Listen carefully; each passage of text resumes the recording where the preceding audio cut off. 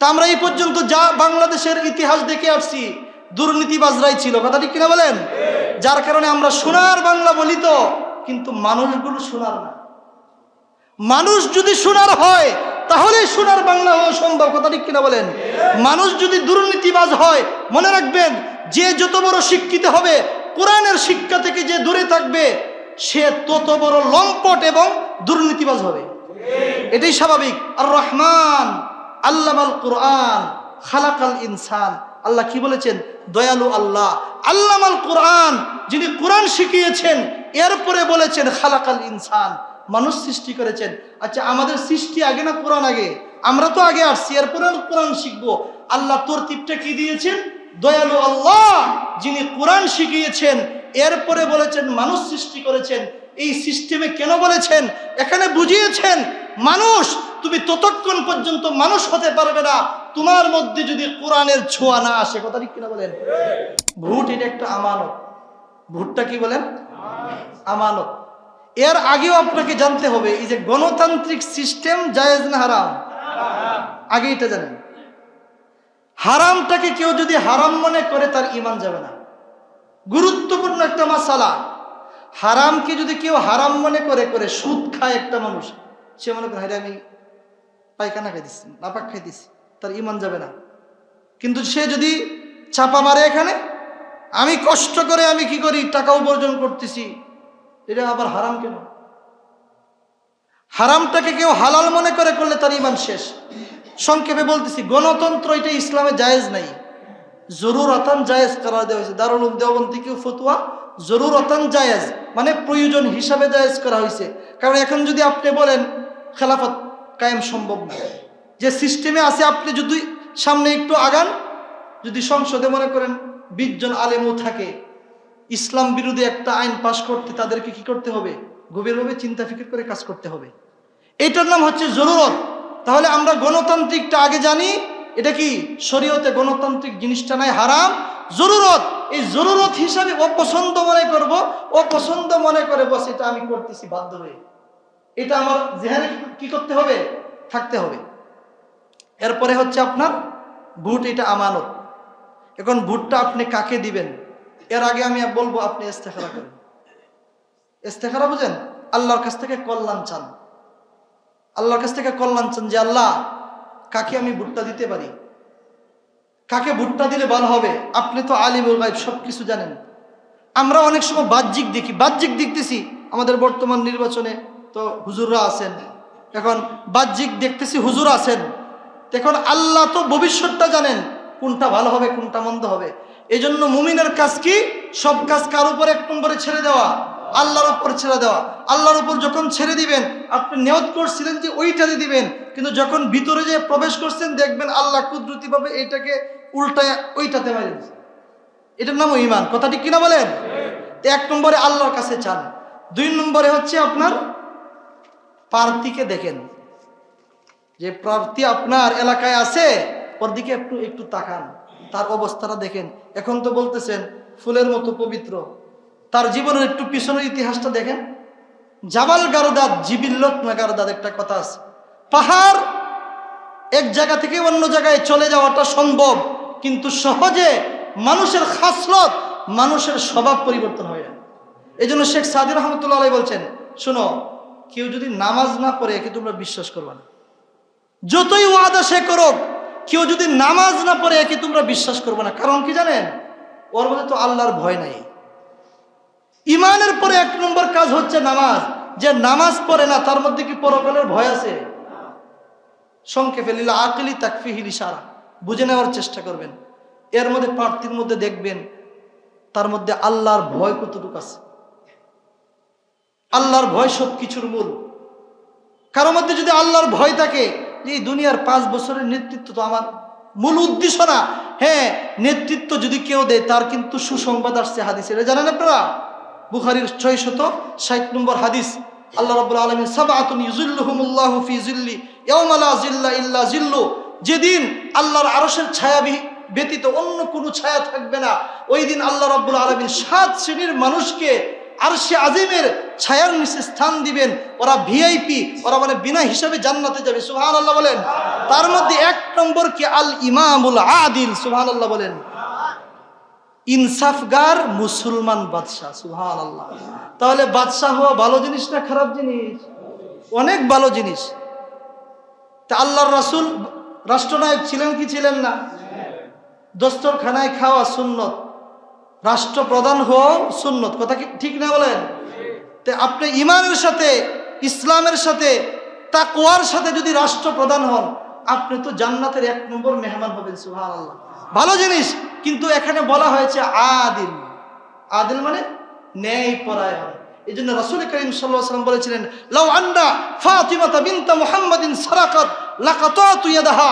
আমি ন্যায়পরায়ণ বাদশাহ, রাষ্ট্রনায়ক, আমার মেয়ে ফাতেমাও যদি চুরি করে, লাকাতাতু ইয়াদাহা, আমি আমার মেয়ে ফাতেমার হাতটাকেও কেটে দিব। কিন্তু আজকে আমার দলের লোক বিশাল আকাশচুম্বী অপরাধ করলেও কোনো সমস্যা নাই, কিন্তু বিরোধী দল হালকা করে 2 লক্ষ টাকা চুরি করে খেয়েছে তার যাবজ্জীবন। আপনার লোক যে কোটি কোটি টাকা বিদেশে পাচার করে দেশটাকেই ফকির বানায় দিছে, এই বিচার কি বাংলার জমিনে হয়েছে? হয় নাই। এই জন্য অধপতন আল্লাহ দেখিয়েছেন। সামনেও যারা এই কাজ করবেন আপনাদের জন্য কিন্তু এটা অপেক্ষা করতেছে। কথা ঠিক কিনা বলেন? এই জন্য কথা আছে, বরবাদে গুলিস্তা के लिए एक उल्लू काफी है, अब हर शाख में उल्लू बैठे हुए हैं, अब अंजामे गुलिस्ता किया हुआ। একটা সুন্দর বাগান, এটাকে ধ্বংস করার জন্য একটা হুতুম পেঁচাই যথেষ্ট। এই কিছুক্ষণের মধ্যে লাফ মেরে দেখবেন সব সুন্দর বাগানকে সে তছনছ করে দিছে। তো বরবাদে গুলিস্তা के लिए एक उल्लू काफी है। ওই সুন্দর বাগানে একটা নয়, ওই সুন্দর বাগানে যতগুলো গাছ আছে, যতগুলো গাছের যতগুলো ডাল আছে, প্রত্যেকটা ডালের মধ্যে যদি হুতুম পেঁচা বসে থাকে, আব আঞ্জামে গুলিস্তা কিয়া হোগা।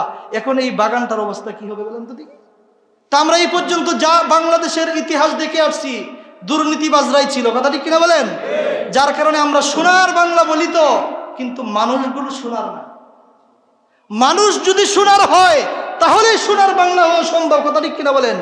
মানুষ যদি দুর্নীতিবাজ হয়, মনে রাখবেন, যে যত বড় শিক্ষিত হবে, কোরআনের শিক্ষা থেকে যে দূরে থাকবে, সে তত বড় লম্পট এবং দুর্নীতিবাজ হবে। এটাই স্বাভাবিক। আর রহমান আল্লামাল কুরআন খালাকাল ইনসান।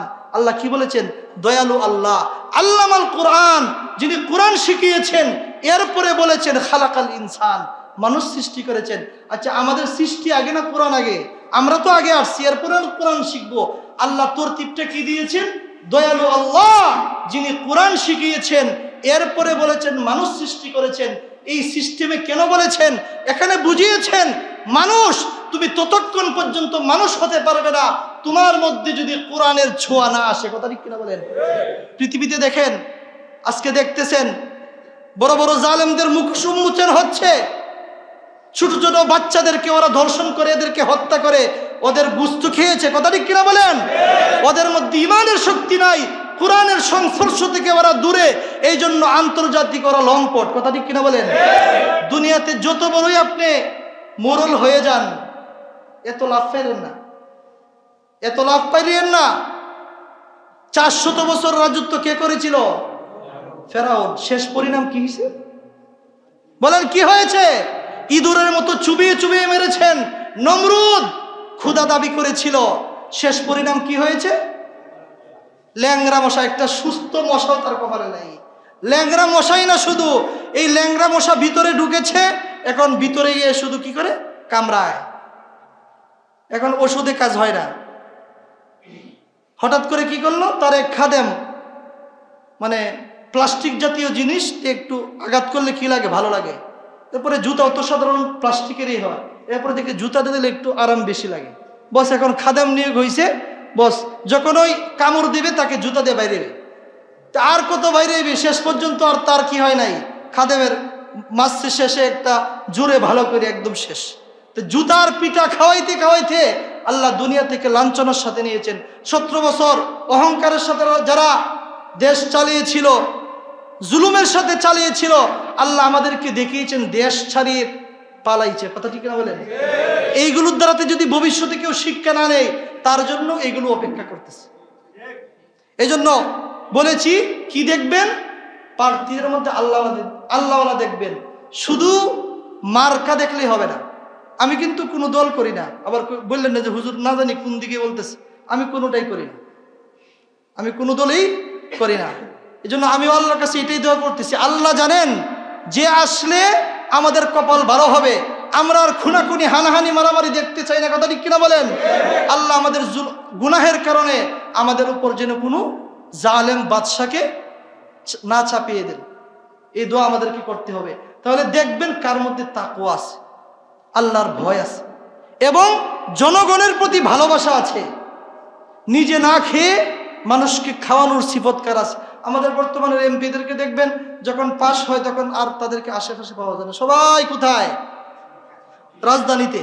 আবার নির্বাচন আসছে, এরপরে ফুলের মতো পবিত্র এই সেই বলে মানুষকে, অথচ দেখবেন অধিকাংশ নেতাদের মধ্যেই মুনাফিকের 3টা আলামত যে আল্লাহ রাসূল বলে গেছেন, 3টাই আছে। নাউজুবিল্লাহি মিন যালিক। 1 নম্বর আলামাতুল মুনাফিকি সালাসা, 3টা। ইদা হাদ্দাসা কাযাবা, যখন ওরা কি বলে? কথা বলে, মিথ্যা বলে। বর্তমান নেতাদের মধ্যে নাই। ওয়াইজা ওয়াদা আখলাফা, যখন ওয়াদা করে ওয়াদা ভঙ্গ করে। আমি কালভার্ট করে দিব, ওই সেতু নির্মাণ করে দিব, প্রত্যেককে এই দিব সেই দিব, কাঠ দিব, এই সর্বনাশ কত কিছু। এরপরে আর কাউকে খুঁজেও পাওয়া যায় না। ওয়াইদা তুমিনা খানা, তাদের কাছে যখন আমানত রাখা হয় আমানতের খিয়ানত করে। নাউজুবিল্লাহ বলেন। আচ্ছা, সম্পদ যেটা আছে রাষ্ট্রীয় সম্পদ, এটা কি কারো বাবার সম্পদ? কার? জনগণের সম্পদ। তাহলে যারা দায়িত্বশীল তাদের কাছে এটি আমানত, তাদের কাছে কি আমানত। কিন্তু আমানত এই জনগণ পর্যন্ত আসে না, জনগণকে কষ্ট দেয় না, কারণ এই পর্যন্ত আসতে তো অনেক কষ্ট। আগে আলহামদুলিল্লাহ এটা ফাইসালা তারা করে। ওই তুমি না খানা, আমানত রাখা হয়েছিল, তুমি না খেয়ে মানুষকে খাওয়াবে, কিন্তু উল্টা হয়ে গেছে। 5 বছরে মাশাআল্লাহ 5টা বিল্ডিং না 10-20 বিল্ডিং এর মালিক। বিদেশে আমরা বেগম পাড়ায় বাড়িটারি করে মাশাআল্লাহ ভবিষ্যতে আমার 14 গোষ্ঠী কিয়ামত পর্যন্ত চলার একটা ব্যবস্থা হয়ে যায়। অথচ তাদের বেতন ভাতা কত টাকা বলে? একটা এমপির বেতন কত, একটা মন্ত্রীর বেতন কত? তারা যেভাবে চলে সাধারণ ফ্যামিলি চলাই তো কষ্ট। তাকওয়া কাকে বলে? একটা ঘটনা বলতেছে। হযরত আলী রাদিয়াল্লাহু তাআলা আনহু, দ্বিতীয় খলিফা হযরত ওমর রাদিয়াল্লাহু তাআলা আনহুর কাছে একবার সাক্ষাৎ করতে গেছেন রাত্রে। গিয়ে দেখেন হযরত ওমর ইবনুল খাত্তাব রাদিয়াল্লাহু তাআলা আনহু, ওই সময় তো কারেন্ট ছিল না, কুপি বাতি জ্বালিয়ে রাষ্ট্রীয় কাজ করতেছেন। উনি সালাম দিয়ে প্রবেশ করলেন। প্রবেশ করার পর হযরত ওমর রাদিয়াল্লাহু তাআলা আনহু জিজ্ঞাসা করলেন আলীকে, হে আলী, তুমি যে আমার কাছে এসেছো, তুমি কি রাষ্ট্রীয় কোনো কাজের জন্য এসেছো নাকি ব্যক্তিগত কোনো কাজের জন্য এসেছো? হযরত আলী রাদিয়াল্লাহু তাআলা আনহু বললেন, হযরত আমি আমার একটু ব্যক্তিগত কাজের পরামর্শের জন্য আসছি। এই কথা শোনার সাথে সাথে হযরত ওমর রাদিয়াল্লাহু তাআলা আনহু ওনার সামনে যে বাতি ছিল বাতিটাকে নিভিয়ে দিলেন। সুবহানাল্লাহ বলেন। হযরত আলী রাদিয়াল্লাহু তাআলা জিজ্ঞাসা করলেন, এটা কেমন মানবতা? আমি আসলাম আপনার সাথে সাক্ষাৎ করতে, আমি মেহমান মানুষ, আপনি বাতি নিভিয়ে দিলেন।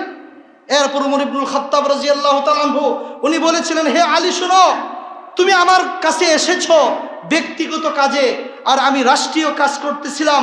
এই যে আমার সামনে যে কুপি বাতিটা ছিল, এটা আমার বাবার টাকার নয়, জনগণের টাকায় খরিদ করা তেল। এই বাতি দিয়ে আমি রাষ্ট্রীয় কাজ লেখালেখি করতেছিলাম।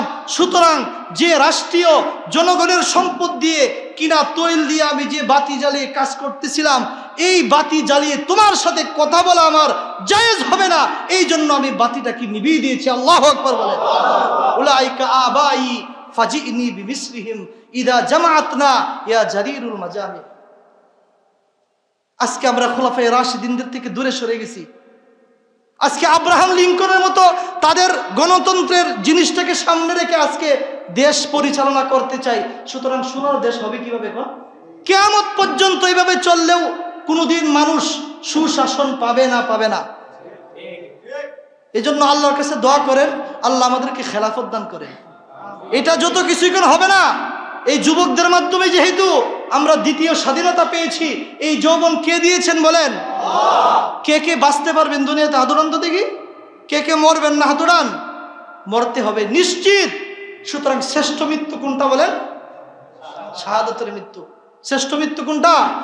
শাহাদাতের মৃত্যু। এই জন্য আল্লাহর কাছে সবসময় দোয়া করেন যে যৌবন আল্লাহ আপনি দিয়েছেন, যৌবন অবস্থায় আপনার কাছে চলে গেলে আমার কোনো সমস্যা নাই। আমার জীবনের মাকসাদ এই দুনিয়াতে এসে ফ্যামিলি কায়েম করে না। আমার জীবনের মাকসাদ এটাই, আল্লাহ পাঠিয়েছেন আল্লাহর গোলাম হয়ে আল্লাহকে রাজি এবং খুশি করে। আমার বয়স যদি এখন 10 হয়, 12 হয়, 20 হয়, আমি যদি রবকে সন্তুষ্ট করে সর্বশ্রেষ্ঠ মৃত্যু শাহাদাতের মৃত্যুবরণ করে যদি আমি রবের কাছে চলে যাই, আমার জীবনের মাকসাদ পূরণ হইল কিনা?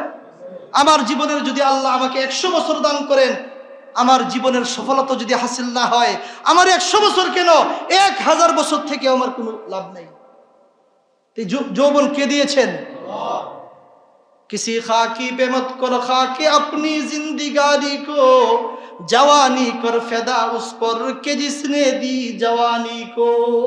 কবি বলতেছেন, হে শোনো, এই যে তোমার যৌবন, তোমাকে দেখতে অনেক সুঠাম দেহের অধিকারী মনে হয়, তোমার অনেক শক্তি গায়ের মধ্যে, তুমি ভাবিও না এই শক্তি তোমাকে তোমার মা বাবা দিয়েছে, তোমার বন্ধু বান্ধব দিয়েছে, কেউ দেয় নাই। কে দিয়েছেন বলে? আল্লাহ দিয়েছেন। সুতরাং কিসি খাকি পে মত কর খা কে আপনি জিন্দিগানি কো, কোনো মাটির পিছনে পড়ে, কোনো অবৈধ প্রেমের পিছনে পড়ে জীবনকে যৌবনকে ধ্বংস করবেন না। জওয়ানি কর ফেদা উস পর কে জিসনে দি জওয়ানি কো, যে আল্লাহ আপনাকে যৌবন দিয়েছেন ওই আল্লাহর দ্বীন প্রতিষ্ঠার জন্য আপনার যৌবনকে ব্যয় করেন। পারবো তো ইনশাআল্লাহ? আল্লাহর কাছে সবসময় শাহাদাতের মৃত্যু তামান্না করবেন। হাদিসে আসছে সবসময় মৃত্যু, শাহাদাতের মৃত্যু যদি আল্লাহর কাছে চান, আপনার মৃত্যুরা যদি বিছানায় হয়, আল্লাহ আপনার শাহাদাতের মর্তবা দান করবেন। খালিদ বিন ওয়ালিদ 300 থেকে 400 যুদ্ধের মধ্যে অংশগ্রহণ করেছিলেন। মৃত্যু কি যুদ্ধের ময়দানে হয়েছিল? আমরা অনেকে বলি যুবক মানুষ এখন যদি যাইতে মারা যাবো, ইমানই তো আপনার সঠিক হয় নাই। মানুষ কি হায়াত শেষ হওয়ার আগে মারা যায়? কোশ্চিন কালেও না। তো উনার মৃত্যুটা হয়েছিল ঘরের বিছানায়। মৃত্যুর আগে খালিদ বিন ওয়ালিদ রাদিয়াল্লাহু তাআলা আনহু স্ত্রীকে বলতেছিলেন, দেখো আমার শরীরের মধ্যে, পুরা শরীরের মধ্যে 1 ইঞ্চি জায়গাও পাবা না যার মধ্যে কোনো আঘাত নাই, কিন্তু আমার মৃত্যুটা যুদ্ধের ময়দানে শাহাদাতের প্রকৃত মৃত্যু হয় নাই।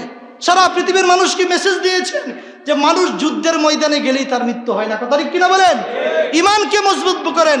আপনার মৃত্যুরা যদি ওই জায়গায় হয় তাহলে তো আমার কপাল। হাকিকি শহীদ যদি হন, হাকিকি শহীদের হুকুম কি? যে অবস্থায় মৃত্যু হবে ওই রক্তমাখা শরীর নিয়ে, রক্তমাখা কাপড় দিয়ে আপনাকে দাফন করা হবে। কাল হাসরের দিন ওই রক্তমাখা শরীর নিয়ে রক্তাক্ত অবস্থায় রবের সামনে আপনি দাঁড়াবেন। জান্নাতে যাওয়ার এর থেকে বড় আর কোনো সার্টিফিকেট হতে পারে? পারে না। এই জন্য তামান্না রাখবেন তো ইনশাআল্লাহ। বর্তমানের যুব সমাজ, আমার তো আশা আকাঙ্ক্ষা ইনশাআল্লাহ এই যুব সমাজ যদি জেগে ওঠে, আলহামদুলিল্লাহ। আপনারা কলেজে পড়ে, এখানে যারা আছেন কেউ মাদ্রাসার ছাত্র আছেন? হাত উঠান। একজনও নাই না? আছেন একজন আছেন, শুধু 2 জন না? আগে না, এখন তো কলেজে পড়েন, বর্তমানে মাদ্রাসায় পড়েন, 1 জন ছাত্র এখানে আছেন, আর বাকি সবাই কলেজের। আলহামদুলিল্লাহ, যেভাবে জোয়ার শুরু হয়েছে ইসলামের দিকে, যদি ইনশাআল্লাহ আজমবিল জজম করে পরকালকে আসল মনে করে, জীবনের সফলতা কাকে বলে? জীবনের সফলতা বেঁচে থাকা নয়। হারাম ইবনে মিলহানের ঘটনা আপনারা শুনেছেন। আল্লাহ রাসূল চিঠি দিয়ে পাঠিয়েছিলেন, বলেছিলেন হয়তো তোমার মৃত্যু হতে পারে। উনি বলেছিলেন সমস্যা কি, আপনার বিধান পালন করতে গিয়ে যদি আমার মৃত্যু হয় আমার আফসোসের বিষয় কি? এরপরে যখন উনি চিঠি দিয়ে ফিরত আসেন, ওই শত্রুপক্ষ থেকে পিছন থেকে বর্ষা দিয়ে আঘাত করা হয়েছিল, ওই পিঠ দিয়ে বর্ষা ঢুকে উনার কলিজা সবকিছু বের হয়ে নিচে পড়ে গিয়েছে। উনি জমিনে পড়ে গিয়েছেন। জমিনে পড়ার পর ওই শরীরের রক্তকে উনি চেহারার মধ্যে মাখতেছিলেন এবং বলতেছিলেন, ফুস্তু রাব্বিল কাবা, ফুস্তু রাব্বিল কাবা, কাবার রবের শপথ করে আমি বলতেছি আমি আজকে সফল হয়ে গেছি। কাফেররা আশ্চর্য, লোকটাকে মেরে ফেললাম আর বলতেছে সফল। সফল এই জন্য, আমার মা যে উদ্দেশ্যে আমাকে দুধ খাওয়াইছিলেন, আমার বাবা আমার পিছনে লক্ষ লক্ষ টাকা খরচ করেছিলেন, এটা দুনিয়ার উদ্দেশ্য ছিল না, দুনিয়ার চাকরি আমার উদ্দেশ্য ছিল না। আমার জীবনের উদ্দেশ্য ছিল রবকে খুশি করা। রবকে খুশি করে যদি আমি যেতে পারি, আমার দুনিয়ার চাকরির মেয়াদ তো 30 বছর। সুন্দরী নারী বিবাহ করবেন, এই সুন্দরী থাকবে না, এই দুনিয়া ধ্বংস হয়ে যাবে। আর আমরা উলামায়ে কেরাম আপনাদেরকে যে ঘরের ঠিকানা দেই, যে জান্নাতের ঠিকানা দেই, ওয়ালাহুম ফিহা আজওয়াজুম মুতাহহারা ওয়া হুম ফিহা খালিদুন, আল্লাহ ওই জায়গায় পবিত্র স্ত্রী দান করবেন। সুবহানাল্লাহ বলেন। তাহলে বোঝা গেল দুনিয়ার স্ত্রীটা পবিত্র না। নাকি দিয়ে পেড়া পড়তেছে, প্রস্রাব করে, পায়খানা করে, মাসিক হয়, ওদের অবস্থা এগুলো কি পবিত্র না, অপবিত্র বেশি থাকে। আল্লাহ বলতেছেন ওই জায়গায় পবিত্র স্ত্রী দান করবেন, যে স্ত্রী কোনোদিন বৃদ্ধ হবে না, বৃদ্ধা হবে না। এক রাসূল এক নারীকে বলছিলেন, বৃদ্ধাকে, এই বৃদ্ধা কিন্তু জান্নাতে যাবে না। এই বেশি কান্না শুরু করছে, হ্যাঁ আমি বুড়া হয়েছি দেখে আমি জান্নাতে যাব না। আল্লাহ রাসূল বলছেন, শোনো, বুড়ি বুড়ি অবস্থায় জান্নাতে যাবে না, ওই বুড়িকে আল্লাহ 18 থেকে 20 বছরের যুবতী বানায় এরপরে জান্নাতে দিবেন। কিসের পিছনে ঘুরতেছেন? জীবনের মাকসাদের তো বুঝেন নাই, মনে করতেছেন জীবনে একটা বিল্ডিং বানাইলে আমি সফল। জীবনের মাকসাদ বুঝি নাই, যার কারণে আজকে আমরা গুনাহ করি, যার কারণে আজকে দুর্নীতি করি, যার কারণে দেশের টাকা আজকে বিদেশে পাচার করি। জীবনের মাকসাদ যদি বুঝতেন, এই দুনিয়া আমার আসল নাই, সারা পৃথিবীর মালিক হলে আমার লাভ কি? দেখতেছি আমার বাবা চলে গেছে, আমার দাদা চলে গেছে, আমার নানা চলে গেছে, আমাকেও চলে যেতে হবে। এটা কিসের ঘোড়ার ডিমের জীবন হইল বলেন তো দেখি? স্ত্রী একটা বিয়ে করছেন, কিছুদিন পর পর আস্তে আস্তে বুড়ি হয়ে গেল, তার সুন্দর দাঁতগুলো আস্তে আস্তে পড়ে গেছে, সুন্দর চামড়াগুলো আস্তে আস্তে ঢিল হয়ে গেছে, তার চুলগুলো আস্তে আস্তে সাদা হয়ে গেছে, একদম সুঠাম দেহের অধিকারী ছিল, যার পিছনে হাজার হাজার যুবক দৌড়তো, আজকে সে বুড়ি হয়ে গেছে, কুজো হয়ে গেছে, কেউ তার দিকে তাকায়ও না। কিসের জিন্দেগি এটা বলেন? তা আমরা আপনাদেরকে হয়তো বিল্ডিং দিতে পারবো না, এই ক্ষণস্থায়ী বিল্ডিং এর ফিকিরে উলামায়ে কেরাম না, কথা ঠিক কিনা বলেন? ডাক্তারও মানুষের সেবা করে, ইঞ্জিনিয়ারও মানুষের সেবা করে, সবচেয়ে বড় সেবা ডাক্তার, ইঞ্জিনিয়ার, ওদের নাকি উলামায়ে কেরামের, বলেন? উলামায়ে কেরামের।